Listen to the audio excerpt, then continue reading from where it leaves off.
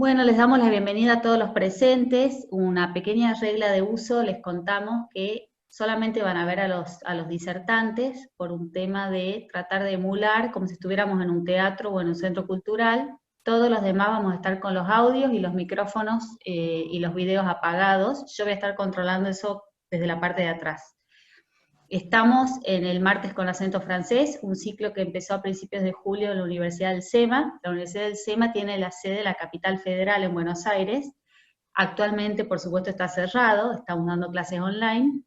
Y este ciclo ha surgido en medio de la cuarentena como una forma de llevarle un poco de alivio y un respiro cultural a toda la comunidad de la universidad, y bueno, hemos encontrado en la Alianza Francesa de Tucumán y la Fundación Cartier grandes aliados para poder hacer esto posible. Las primeras ediciones del ciclo han sido durante todo julio, y ahora lo estamos haciendo una vez por mes hasta fin de año, y bueno, ojalá que el año que viene podamos seguir. La universidad tiene la intención de seguir con los seminarios por vía virtual, porque creemos que es una gran forma de llegar al interior del país, cosa que no se podría si hiciéramos todo presencial. No podríamos tener este ciclo, por ejemplo, porque todas las personas están en otras provincias. Así que les damos la bienvenida. Hoy el título del encuentro es Las formas de la oscuridad, literatura y maldad, y participan Fabián Soberón, Gustavo Gertzmann, Lidia Ort y Mariana Zaguaya, que están en las cámaras. Así que les voy a contar brevemente quién es cada uno.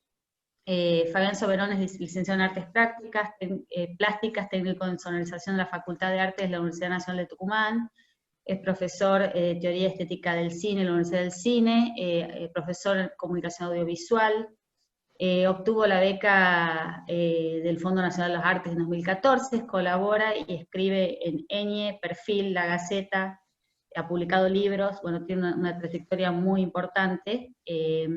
Gustavo Gertzmann es director, violinista y docente, se formó en la Escuela de Música de la Universidad Nacional de Tucumán, en Buenos Aires, fue becario de la Camerata Bariloche, en Verona y en la Universidad de Artes de Tokio. Y director titular de la Orquesta Juvenil de la UNT, que es la Universidad Nacional de Tucumán, y ha sido director invitado por muchas orquestas en todo el país. Bueno, tiene también un currículum muy, muy grande, pero para no hacerles perder más tiempo de lo importante que es la actuación de los presentes, lo vamos a resumir. Lidia Ort es pianista, es médico de profesión, nació en Tucumán, y estudió en el Conservatorio Musical Provincial de la provincia. Concluyó su formación bajo la dirección del profesor Mauricio Guzmán, una persona muy conocida en la cultura de Tucumán, y también al mismo tiempo, bueno, egresó de la Facultad de Medicina de la UNT. Ha participado en infinitos recitales como solista y en recitales a dos pianos. Finalmente Mariana Zaguaya es profesora de francés, y bueno, tiene un currículo muy extenso, pero también para no quitarles tiempo, porque ya son las 4:10, les cuento que en este momento es directora de la Alianza Francesa de Tucumán, y una de las personas que ha tenido mucho que ver con que este ciclo se venga haciendo desde principios de julio, sostenidamente, primero todo el mes de julio, todas las semanas, y luego una vez por mes, con una propuesta cultural muy destacada y muy importante, y bueno, en parte este ciclo es posible gracias a la colaboración de ella. Así que bueno, dicho esto, voy a apagar el audio, me voy a encargar que todos tengamos los audios y las cámaras apagadas, y le dejo el mando a Mariana y a todos los artistas, a los que le agradecemos muchísimo estar hoy en la Universidad del SEMA. Muchísimas gracias.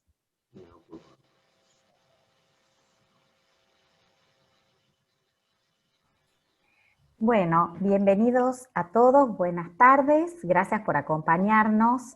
En nombre de la Fundación Cartier y de la Alianza Francesa de Tucumán, les damos la bienvenida a este otro nuevo encuentro, Martes con acento francés.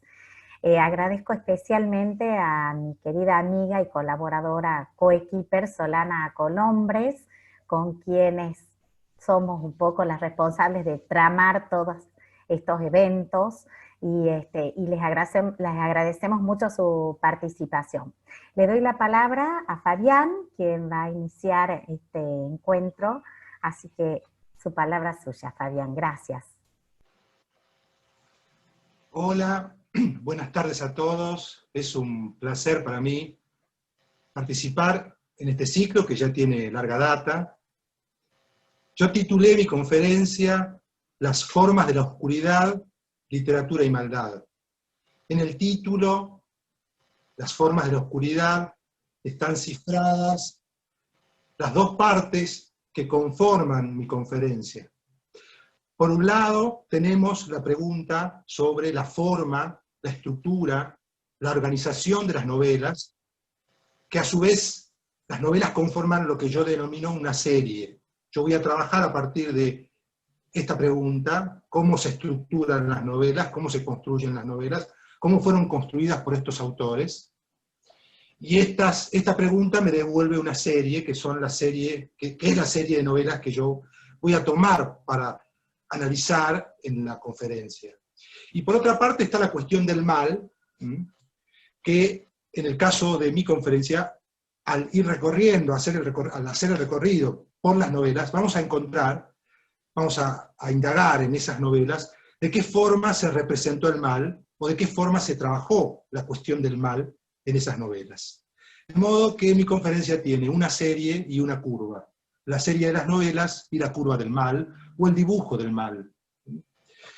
El primer punto de la curva y de la serie es la novela de Rabelais, Gargantúa y Pantagruel. Como todos sabemos, la novela de Rabelais inicia junto con Don Quijote la historia de la novela en Occidente.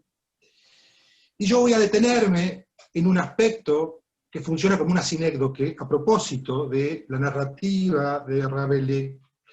En el prólogo al libro cuarto de Gargantúa y Pantagruel, Rabelais sostiene que sus historias pantagruélicas brindan un pequeño solaz similar al que brinda el médico al enfermo.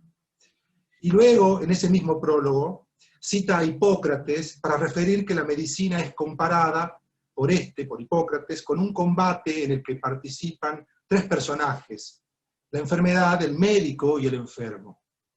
En este prólogo, al cuarto libro, Rabelais nos plantea una analogía, y en esa analogía aparece la cuestión del mal. Se compara al autor con el médico, y al libro con la vida misma, y al lector con aquel que recibe algún lenitivo a través de la novela, algún solaz mínimo para soportar la enfermedad que tiene que ver con la fugacidad de la vida, con el dolor.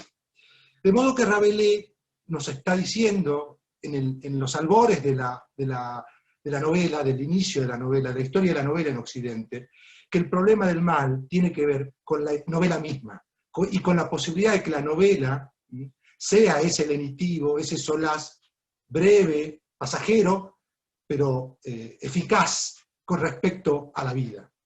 Con esta analogía iniciamos entonces la curva y el análisis de la serie en relación con el mal y con los autores.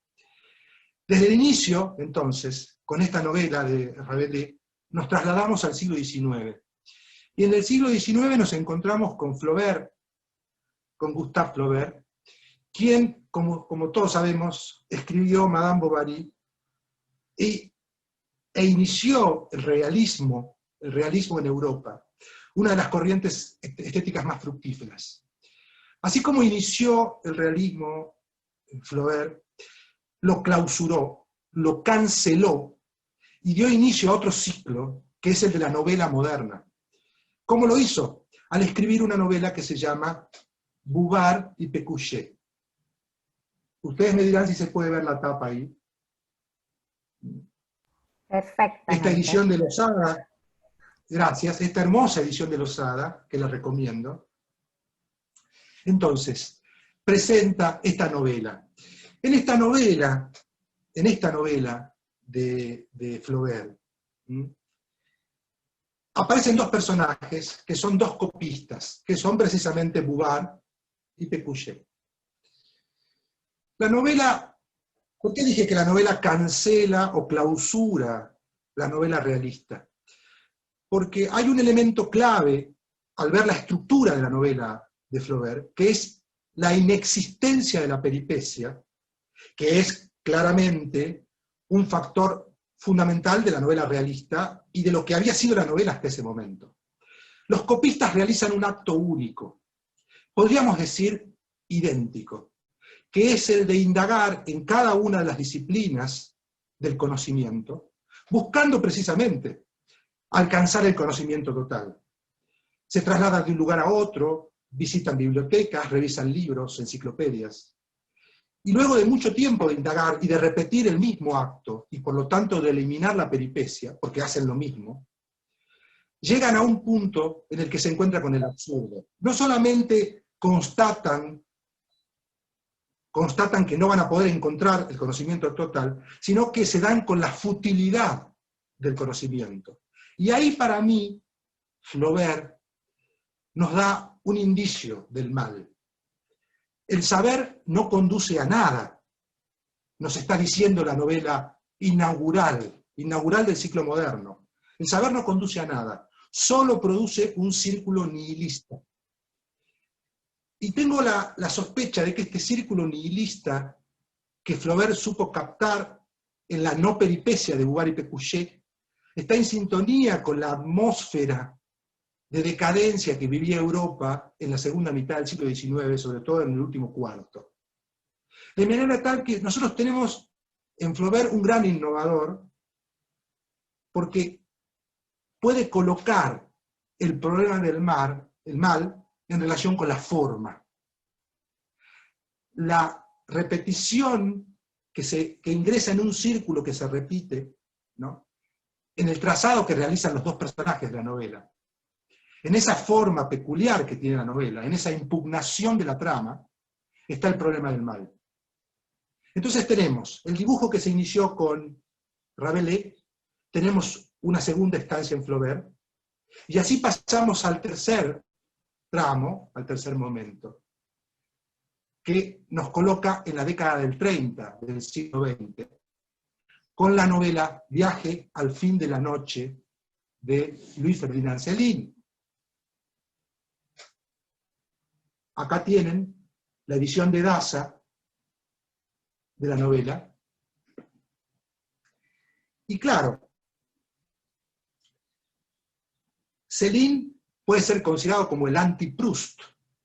El anti-Proust, en la medida en que Céline arma una novela voluminosa, ciclópea, con una voz oral y con un trabajo con la jerga del francés, en contra de la exquisitez y del esteticismo de Proust. Céline es uno de los grandes escritores de la novela ya moderna, ya en 1932-33, cuando se publica la novela de Céline, ya estamos en pleno desarrollo de la novela moderna, que había sido inaugurada por Flaubert, y Céline nos brinda una trama laberíntica, con una novela escrita en primera persona.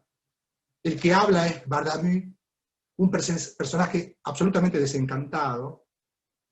La trama laberíntica está conformada por una prosa lírica, satírica, con un humor irónico, ácido. Y el personaje de Bardamu sostiene esa novela en primera persona durante muchas páginas, y aunque la peripecia lo lleva de un lugar a otro, a ser casi un esclavo y a viajar en barco y, digamos, terminar en Estados Unidos en un momento, a tener una relación con una prostituta, etc. No voy a hablar de la peripecia compleja y abundante del personaje. Voy a detenerme en esa visión desencantada, pesimista, tremenda, en ese encuentro con la noche de la década del 30, en ese periodo de entreguerras, que hay que recordar que en ese mismo periodo Sartre escribe La náusea, con una diferencia de 6 años. Entonces estamos hablando de una atmósfera que dio origen al existencialismo, y Céline, con esta novela, presenta el problema del mal en carne propia. Ese personaje discute consigo mismo y con los otros los males de la sociedad europea de entreguerras. De manera tal que acá Céline nos presenta un dilema ético. El mal acá claramente tiene una dimensión ética, a diferencia del planteo que yo creo encontrar en la novela de Flaubert. Acá el mal es un problema ético y no hay forma de salvarlo. Quiero referir una oración que está incluida en la novela de Céline, que me parece que es una cifra es una síntesis de esta atmósfera que estoy describiendo. Dice Céline, tal vez sea eso lo que busquemos a lo largo de la vida, nada más que eso, la mayor pena posible para llegar a ser uno mismo antes de morir. De manera que Bardamiu entiende que el sentido de la vida tiene que ver con la pena, con la pérdida, con el abandono. Y acá claramente, como ya dije, está el mal. El mal en el sujeto empírico Céline y en el personaje Bardamiu, que como sabemos es un personaje autobiográfico.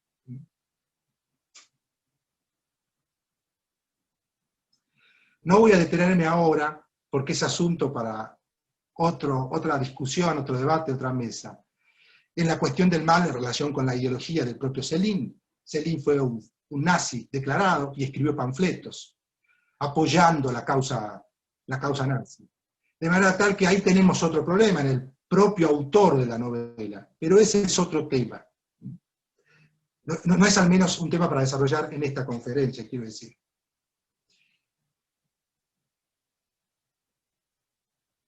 Pasamos ahora al cuarto tramo, al cuarto punto que va dibujando la serie y la curva del mal. Y se refiere a esta novela de Philippe Claudel, al amigo Philippe Claudel, a un autor contemporáneo, de quien tengo la dicha de ser amigo. Yo voy a recomendar los distintos libros de Philippe Claudel, seguramente acá hay muchos lectores de Philippe, y he elegido este libro porque en este libro, en El archipiélago del perro, aparece otra forma del mal que tiene que ver con nuestra sociedad contemporánea, y es la relación entre la metrópolis y las colonias. En una playa de una isla sin nombre, o en todo caso, una isla ficcional, que tiene el nombre de El archipiélago del perro, aparecen 3 cadáveres. Y el alcalde, hay que decir que los personajes no tienen nombre propio, sino que son referidos por Philippe Claudel en la novela a partir de su profesión, de su oficio. Y el alcalde quiere ocultar esos cadáveres porque siente que son el mal para la isla. Como es habitual en las novelas de Philippe Claudel, hay una fábula que sostiene la ficción y que conecta la trama con los problemas éticos, con los problemas de las sociedades contemporáneas, las europeas y las no europeas. En este caso, los 3 cadáveres pueden ser identificados con 3 cadáveres de refugiados que han intentado salir de sus colonias para encontrar una mejor vida en las ciudades centrales, en este caso en la isla, en el archipiélago del perro. El alcalde busca ocultar los cadáveres porque entiende que son el mal, que traen el mal y que no deben ser admitidos en esa isla, pero digamos, va a recibir como un oponente, va a aparecer como un oponente del alcalde, el maestro.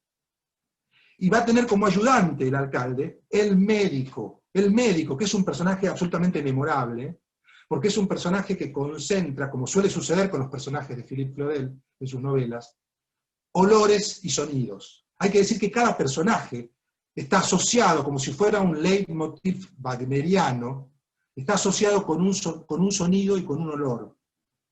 Y el maestro es el personaje que concentra una parte de la filosofía de Claudel en sus novelas. El maestro es alguien que disfruta de los placeres sensibles, que disfruta del tabaco, que disfruta del café, y que también disfruta de las lecturas. Él lee la Divina Comedia y percibe, también con un aire desencantado. Yo le dije una vez a Philippe si se podía considerar que él era una especie de Céline contemporáneo, y me dijo que era un gran elogio el que le estaba haciendo. Se lo dije en París en un encuentro. Y digo, el médico concentra entonces ese placer sensorial y la constatación de la fugacidad de la vida, a la vez que lee, cuando está leyendo, perdón, la Divina Comedia, porque encuentra la perennidad en las palabras de la Divina Comedia y la fugacidad en los placeres sensibles. Le voy a dar la palabra a la profesora Mariana Zaguaya, que nos va a leer un fragmento de la novela de Philippe Claudel, El archipiélago del perro. Gracias, Fabián. Recalentó el café que quedaba en el cazo sobre un fogón y se lo bebió sin leche ni azúcar, escuchando el viento. Encendió un puro y cogió el viejo ejemplar del Infierno de Dante que lo acompañaba desde hacía muchos años y que siempre tenía cerca. Lo abrió al azar y leyó en voz baja unas decenas de versos, haciendo rodar las ásperas palabras que habían sido colocadas hacía casi 1000 años en un orden que no había cambiado desde entonces, mientras que tantas otras cosas, monumentos, imperios, palacios, hombres, estados, reyes y creencias habían desaparecido.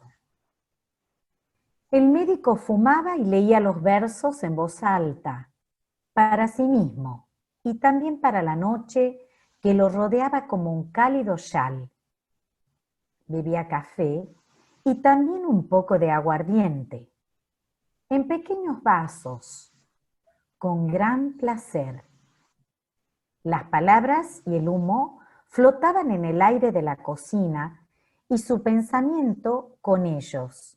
Y por unos breves y deliciosos instantes, los tres juntos conseguían el milagro de atraerlo a su inmaterialidad, de hacerle olvidar su cuerpo tan pesado, su edad, el sitio en el que estaba y hasta quién era.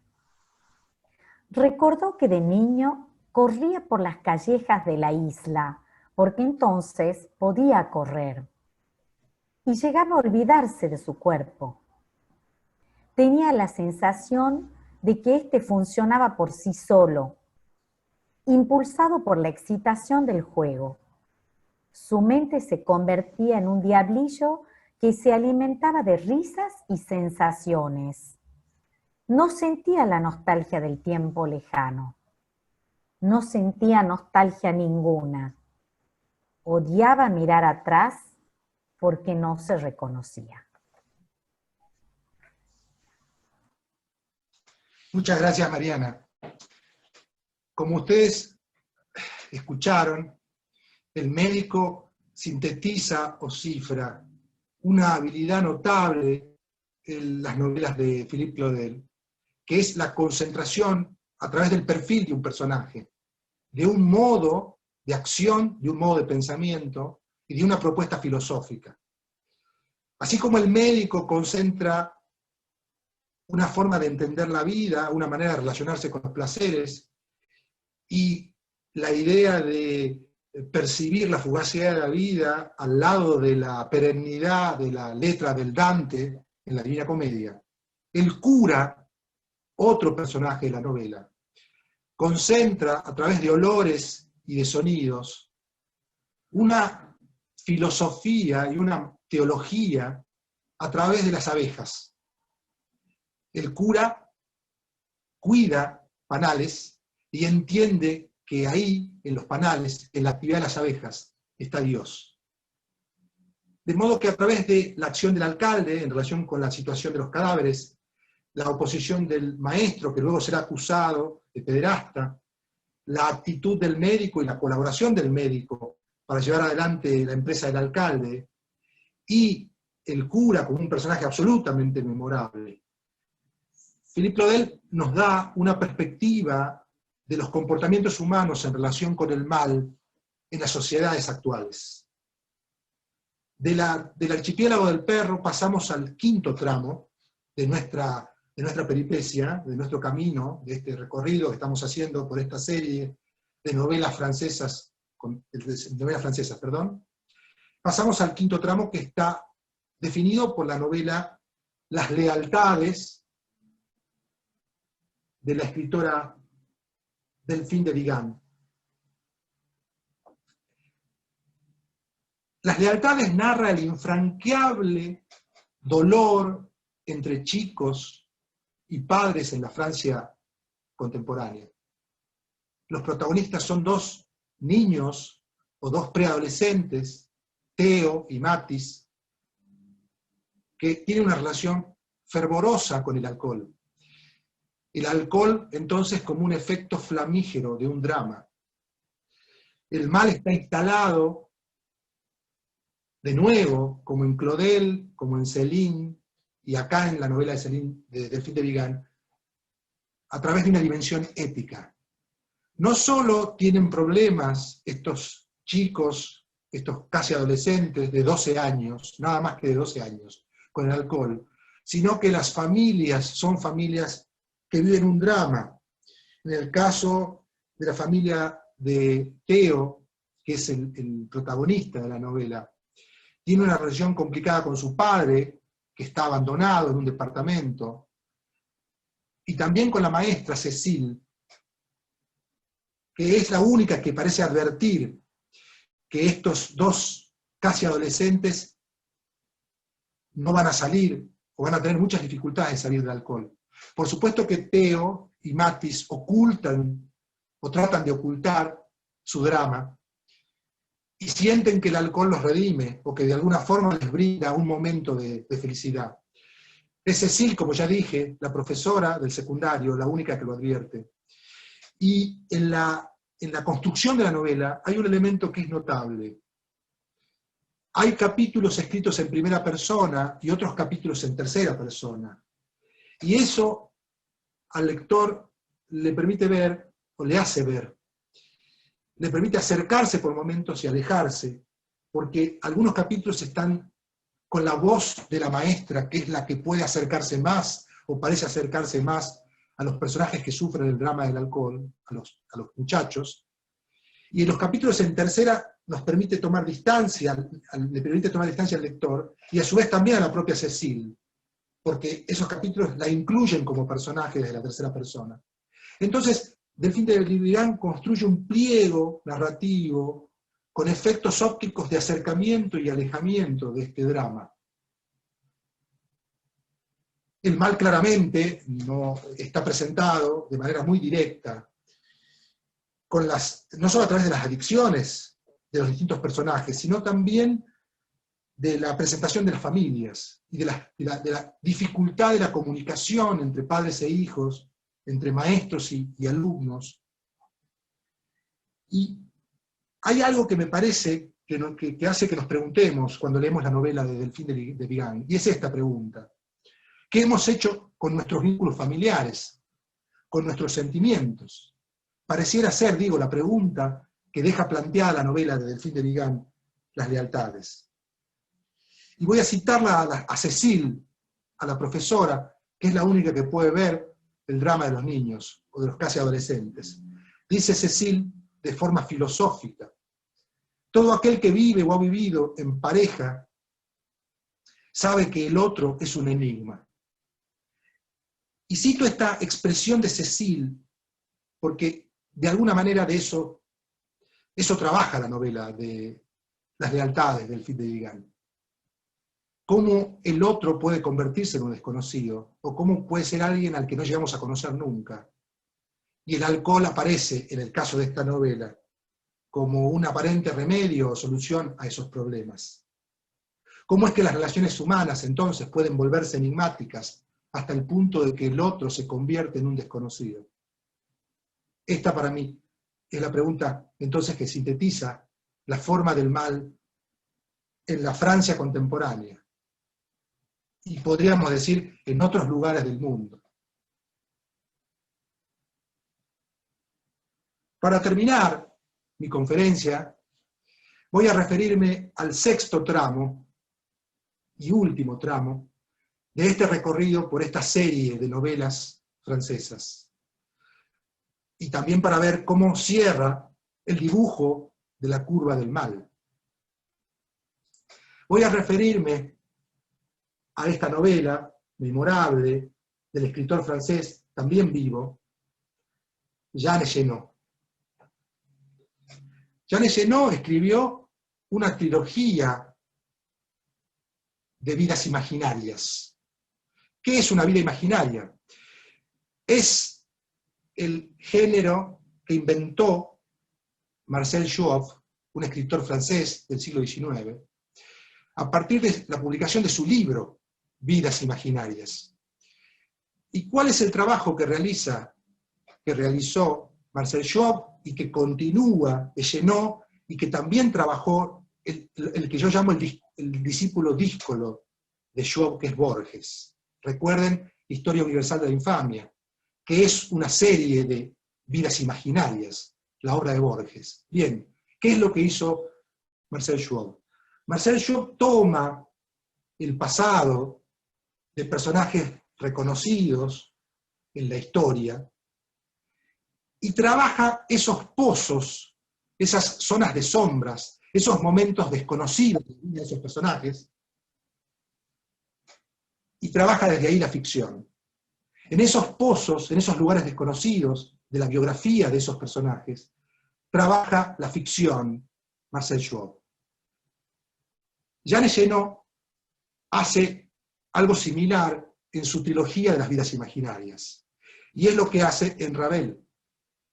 Elleno trabaja los últimos 10 años de la vida de Ravel, que son los 10 años en los que ingresa el mal en la vida de Ravel, ingresa la enfermedad que lo hará morir.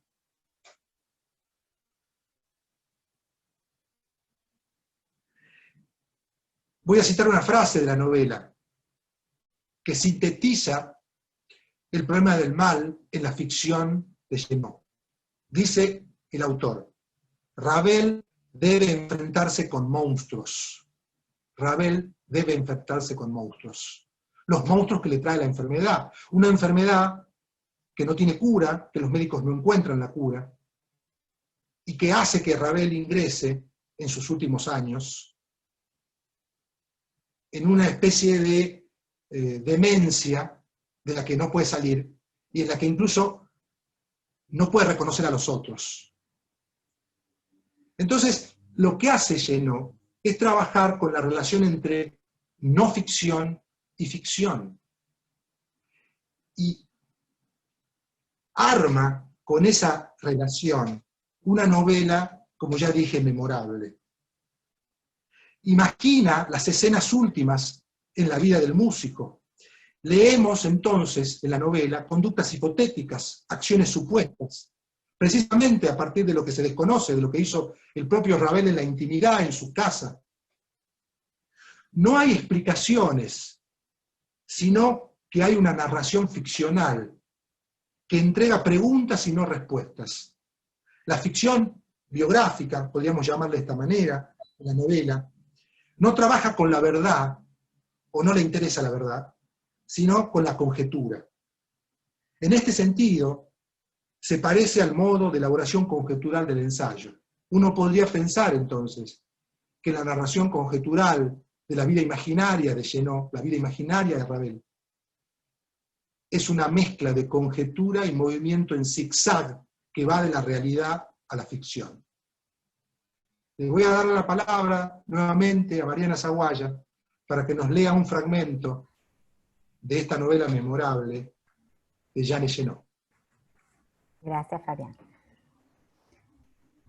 Como ya sabe que no puede escribir su nombre cuando algunos jóvenes se precipitan hacia él a la salida del concierto, pluma en ristre en busca de un autógrafo, protegido por Hélène, pasa en medio de ellos como un robot, aparentemente sin oírlos ni verlos, sufriendo más por esa apariencia desdeñosa adoptado para protegerlo que por la conciencia de su enfermedad.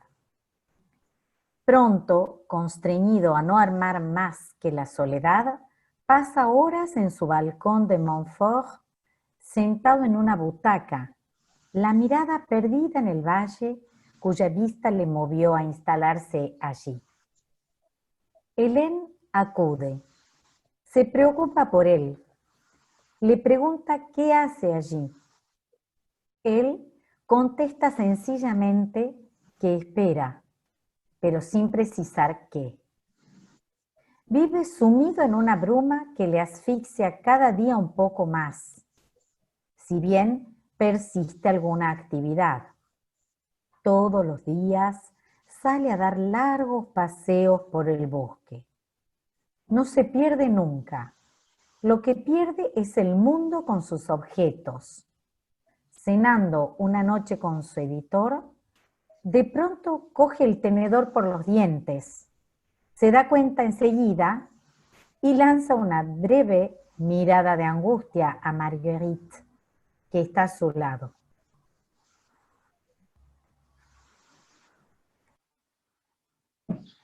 Muchas gracias, Mariana. El dibujo, la curva del mal, en mi conferencia, forma un círculo. Se unen Rabelais al pensar el mal como enfermedad, con Ravel, la novela de Genot, también al pensar el mal como enfermedad, o al proponer la idea de la enfermedad como una forma del mal. Y también en la novela de Genot tenemos el concurso, la concurrencia de la vida y de la ficción, de la enfermedad en la vida real del músico Ravel y del poder del arte, el poder de la ficción, de enhebrar, de entretejer, como diría Borges, una vida imaginaria en una novela. Y precisamente de la vida de Ravel nos va a hablar ahora el maestro Gustavo Gersmann, y a continuación del poder de la ficción, para hablar o para pensar o para escuchar el poder de la ficción, vamos a escuchar a Lydia Hort. Muchas gracias.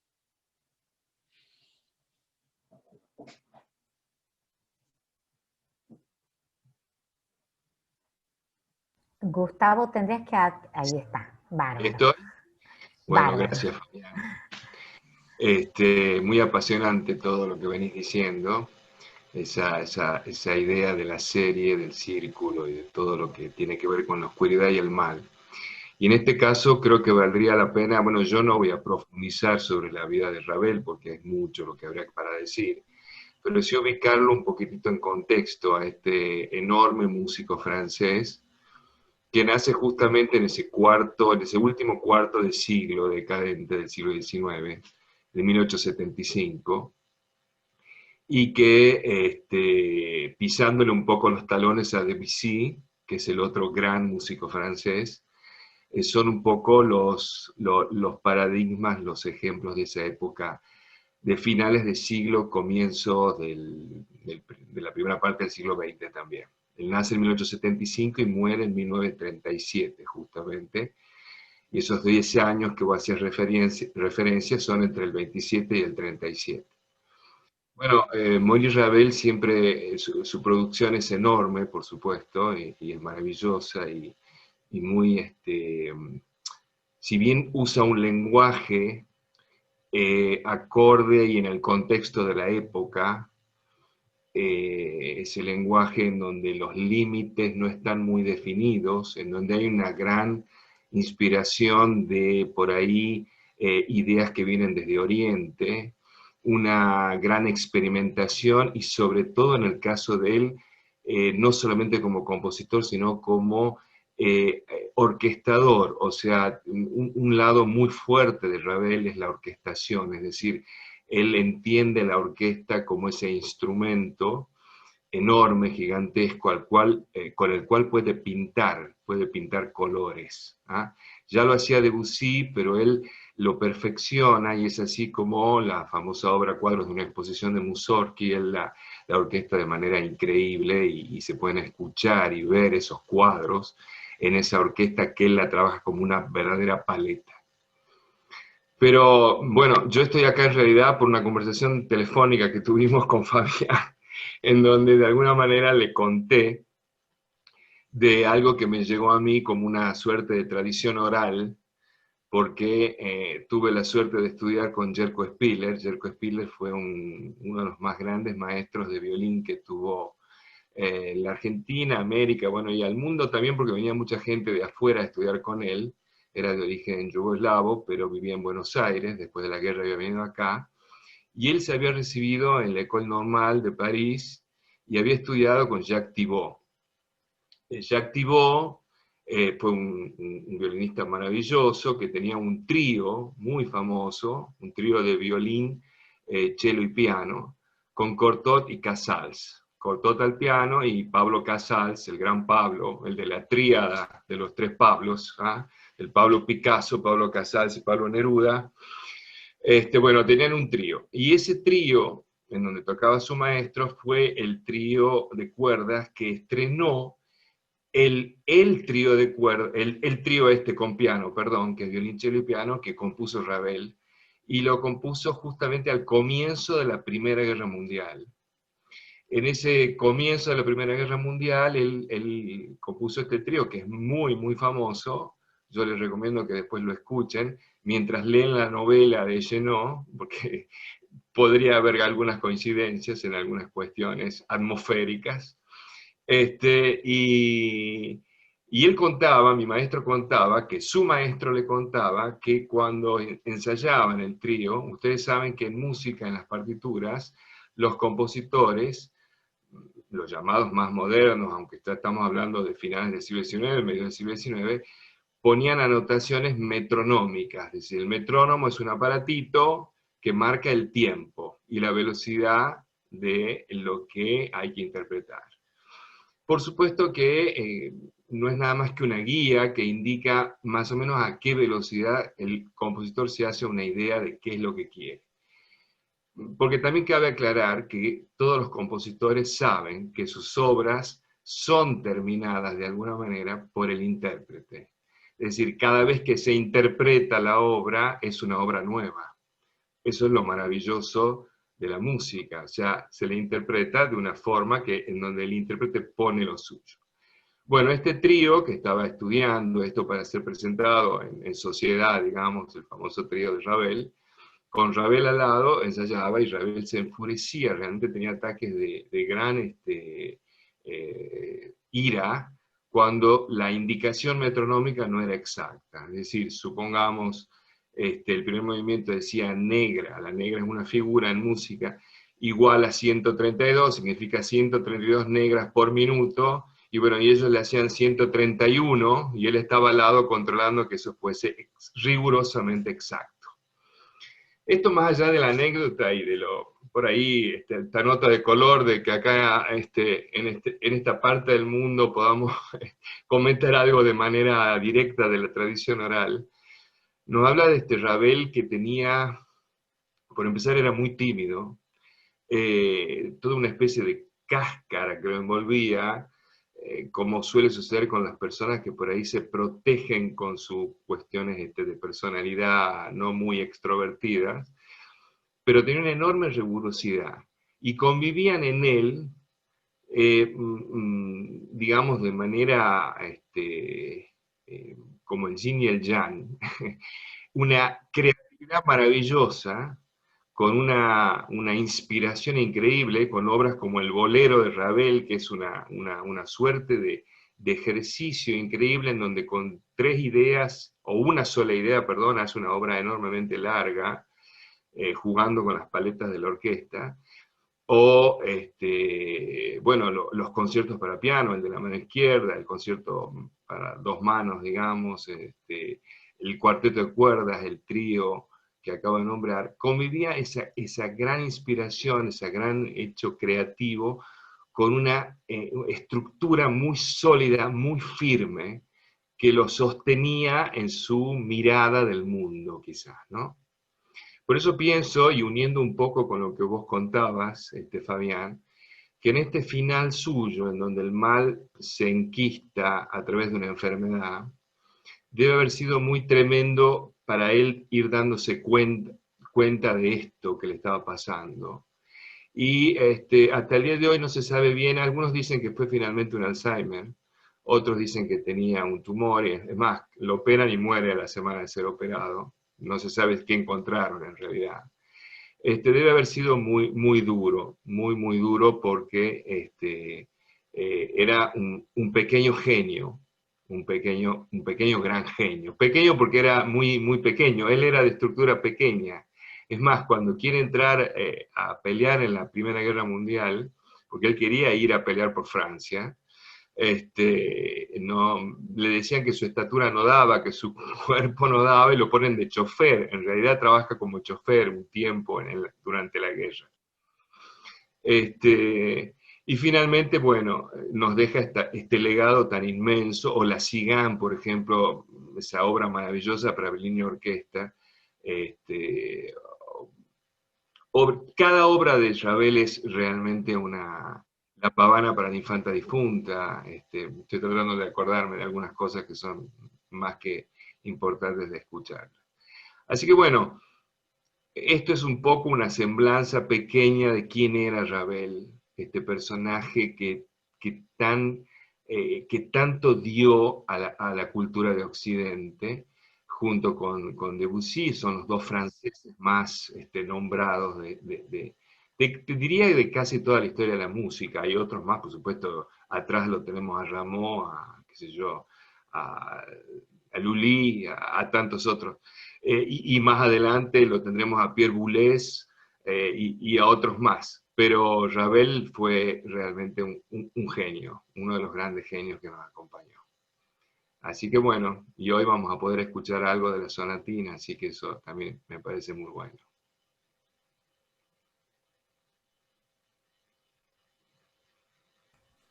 Bueno, muchísimas gracias, Gustavo. Y entonces, Lidia, le damos a ella el protagonismo en este momento, que nos va a hacer deleitar ya nos va a contar ella.